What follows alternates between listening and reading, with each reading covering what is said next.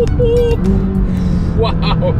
welcome to the McLaren 570S. So today is all about comparing the 570S with the McLaren 675LT. They're totally different brackets in terms of performance and price, but the thing is, this is known as McLaren's entry-level sports car, and just by a quick depression of the throttle, you soon realize that this car is punching so far above its weight. It's a joke how much power this thing has. It's incredibly capable, but the differences between these two cars, I guess, are predominantly reflected in performance and price. The price difference, and I'm not talking about the list price of the LT, but the actual market value now of an LT over a 570S. You might as well say they're another 200 grand, which is a bit obscene.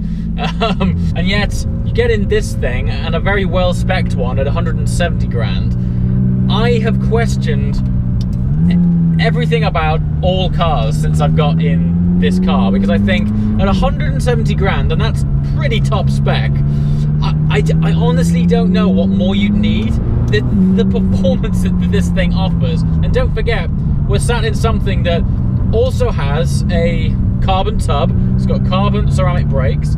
It doesn't have the fancy hydraulically linked suspension that the LT has, and it doesn't have as much active aero. And when I say as much, it doesn't have any active aero at all, so no big wing flapping around. But on the road, I've been driving these two cars now back to back, and while the initial hit and punch in the gut that is the LT is an absolute brain fragmenting experience, there's only so often that you can actually experience those, that performance on the road. And I'm finding that even though the 570S is still quick, like obnoxiously so, it's still the kind of car that, because it's down-tuned, you can approach more of its capabilities more of the time, particularly with this car not being focused on downforce. In fact, if anything, it's quite a playful car.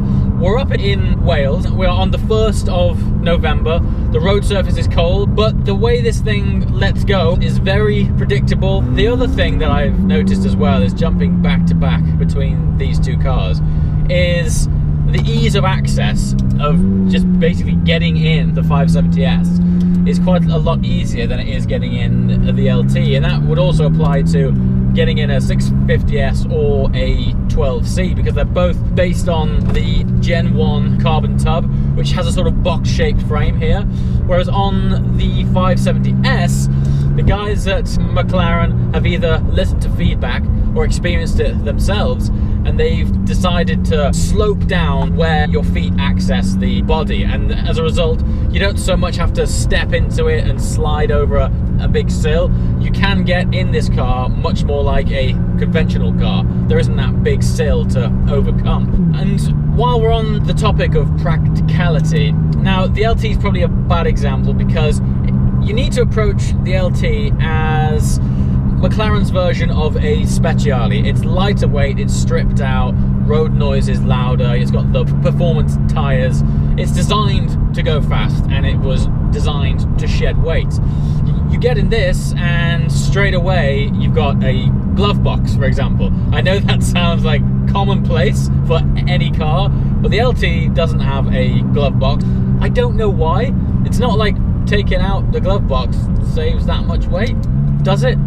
For me, especially when I'm out filming, it's really nice to have a place to stick all of the cameras. But having said all these things, it's all well and good being in the 570S and singing its praises and comparing it from memory with the LT. But I reckon we take a jump in the LT and see what they're really like back to back.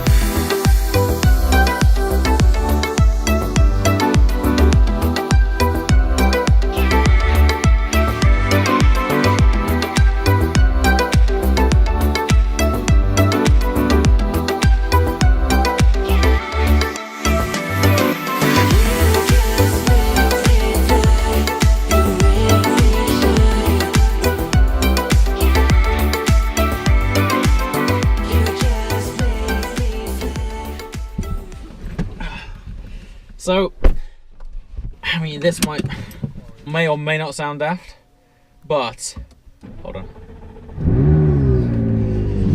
Just approaching this thing, your mindset is that this is substantial. This is a thoroughbred supercar, and I still maintain that it bridges the gap between supercar and hypercar. I mean, it's hard to explain the intangibles, but just the feeling of this door, opening and closing this door, it just feels a more quality experience than the 570S. Obviously, carbon panels on this. Yeah, it just feels like a very sort of qualified quality experience. So I've obviously hopped out of the 570S immediately into the 675, and there's something about this thing. It feels, God, and it sounds, you know, I spent a lot of time in this car, so sometimes you become a bit accustomed to how it sounds. Just listen to this.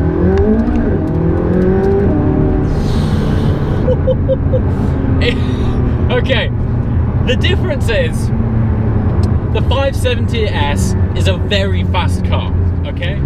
The 675LT is ballistic. It's you should have another license for this thing. I maintain it. I still think that, say for example, you'd had no supercar experience, and for whatever reason you were able to buy this as your first supercar, I believe it's dangerous. I honestly think it's crazy. It's just a mad. And listen to it. It's got beautiful pops and bangs, and there's something about this car, because if you were to read all of the items that they like upgraded and tweaked and improved on this, you'd go, yeah, you know, sounds cool.